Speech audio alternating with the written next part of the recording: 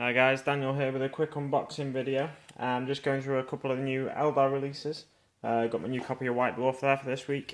This Execution Force board game looks like it could be interesting. Some great new assassin miniatures there.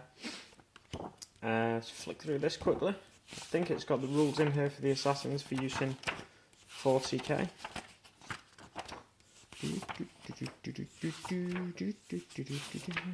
Yeah, there we go, it's got the rules there. I won't go through any of them. It's got the point cost and everything. And the game itself is 75 quid, which a lot of people would say is a bit expensive for a board game, but for the quality of miniatures you're getting in there, I'd say it's pretty good myself. I'll be getting one of them next week myself.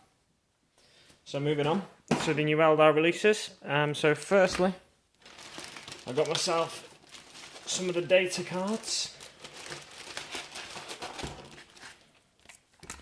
There we go, pack of the data cards. So they'll have the 36 Eldar tactical objectives cards, or 6 special ones for the Eldar, and the rest of them obviously. And in there the psychic power cards as well. Yeah, so I won't go into too much detail with anything here, guys. Just a quick video I want to get uploaded, give you some content.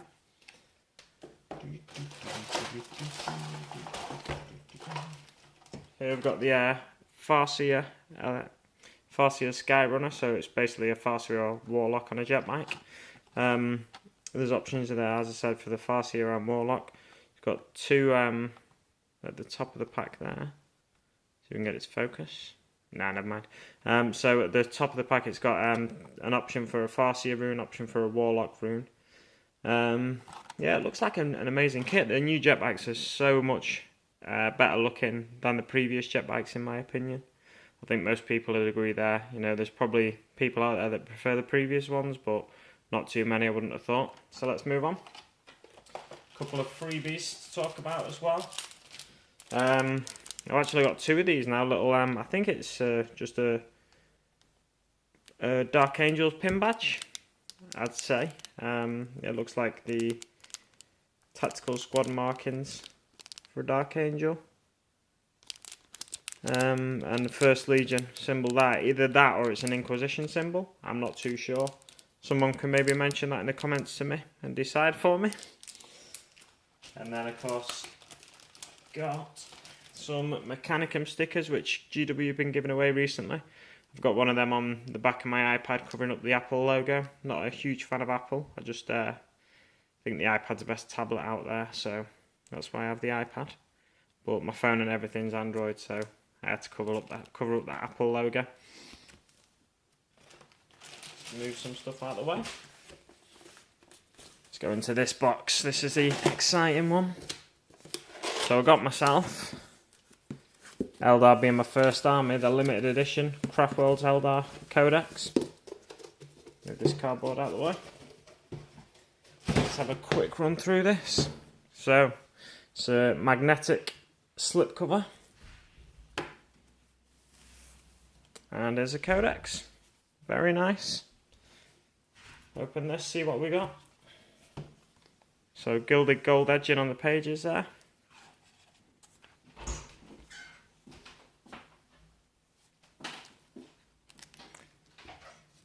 Some great artwork inside. That's Ignite Spear, I think.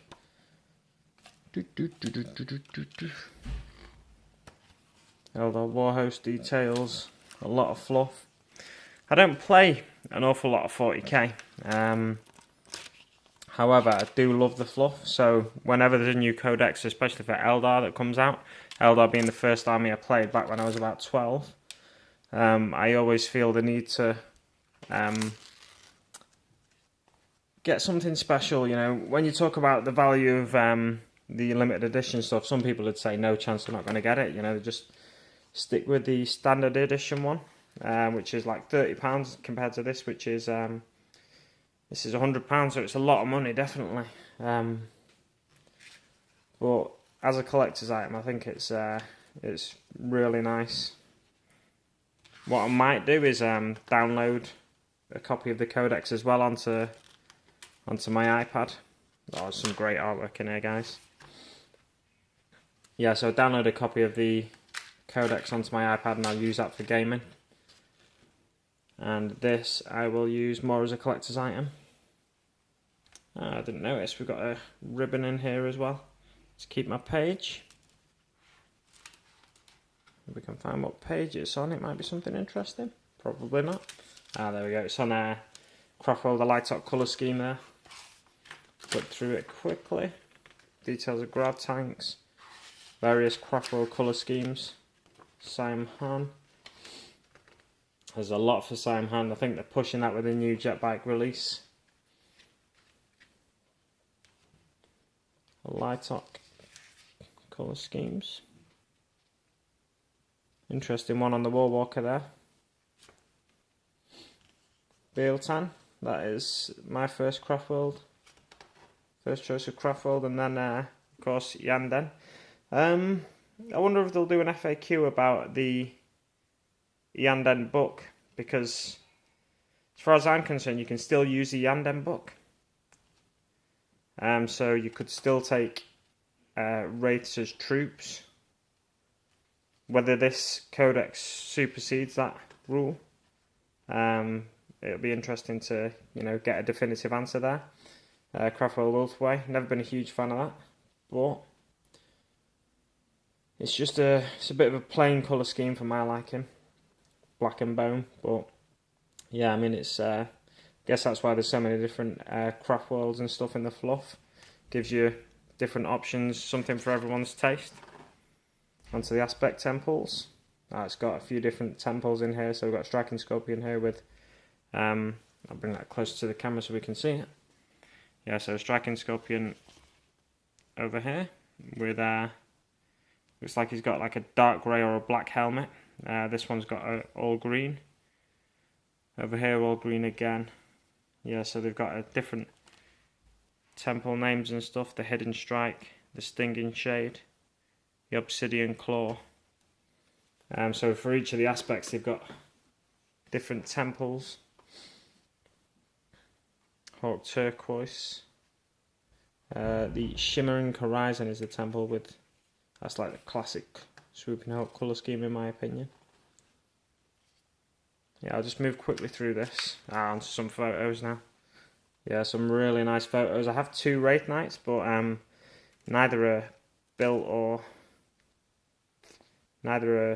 painted yet. I think what I'm going to do is one in each of the Craftworlds, so one in Yanden's colours, one in Bealtan's colours. Just from sheer hobbying standpoint. I think what I'll do is have a force of each of the Craftworlds eventually, but that's something to work towards. I'm working on Orcs a lot recently, so they'll be on the back burner still for a while, the Eldar. I really like the Storm Guardians. I don't know, I've not got any Storm Guardians, but I'll consider purchasing some of them in the future, definitely, so I can take a varied Eldar force so I don't get bored with playing just one type. Not that I play an awful lot, like I said, but hey.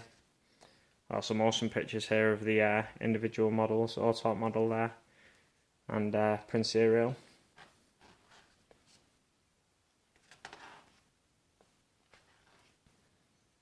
So onto the forces of the Craftworld here, we've got the Guardian Host formation that was in last week's White Dwarf. So you can take the Guardian Battle Host, Wind Rider Host, or the Storm Host. The Storm Host is with Storm Guardians, Wind Rider Host is with jet bikes. And the Guardian Battle Host is just with the standard Guardian Defenders. They've gone for, in each one as well, they've gone for a Vol's Wrath support battery, which I think is, basically it's 3 heavy support weapons. So obviously they didn't feel they were selling enough for them. And in I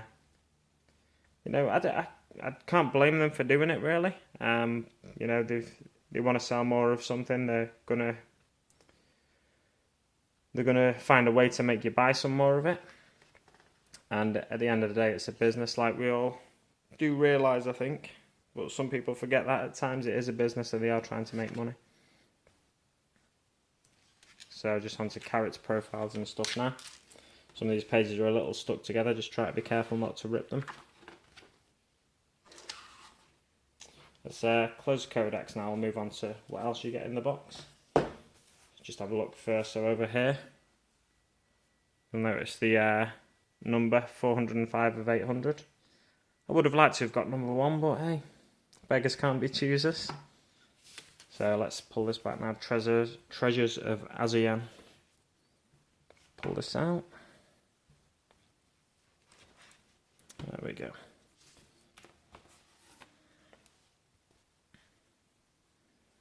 So in here you get the I think they're stylized as Wraithbone, like runes basically. I think that's the Avatar's rune on there, Avatar of Cain.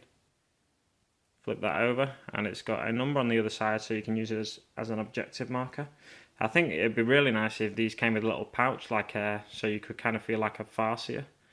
As you're playing the game, you're pulling something out of your pouch to cast your runes onto the battlefield. And also you get the psychic cards in here. Let's pull them out. So the runes of battle.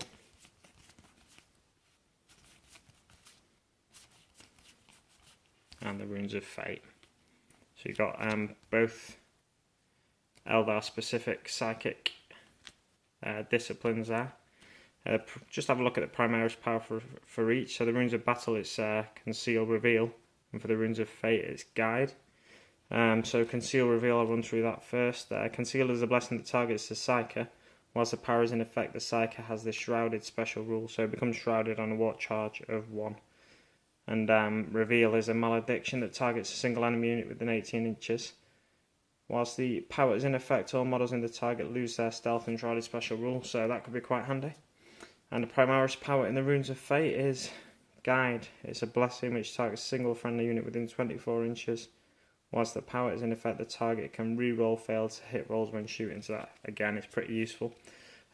Seems to be there'll be other videos up there already by now. I know I've noticed on YouTube Mini Wargamer J, he's been doing videos already about with a Codex review for the Eldar, so I imagine he'll be going into detail about the different options available to you when you're taking the Eldar force.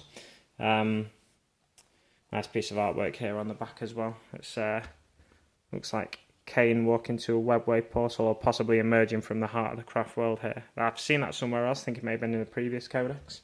So they're reusing old artwork, but you know, when it's artwork that's that good, I don't mind that at all. Yeah, as I was saying, Mini Wargamer J, he always does quite in-depth reviews on codices, so if you want any handy tips or anything, just pop over there. I imagine anyone who follows me is already following the likes of Mini Wargamer J, but hey, it's always good to give someone a shout out, even if it's only 10 people that follow me. Yeah, I'll close this up, guys. And in terms of value for money, like I was saying before, I mean, I've got also the Orc limited edition Codex, the one that had Wargazkul in there as well. So in that one, you got 2 books, and you got some art prints and some like shiny objective marker tokens. I think that was £115, that one. This one's £100, but when it's something, basically this one's 160 pages, this Codex, so it's almost like 2 books. I think Wargazkul and the standard Orc Codex adds up to about 180 pages.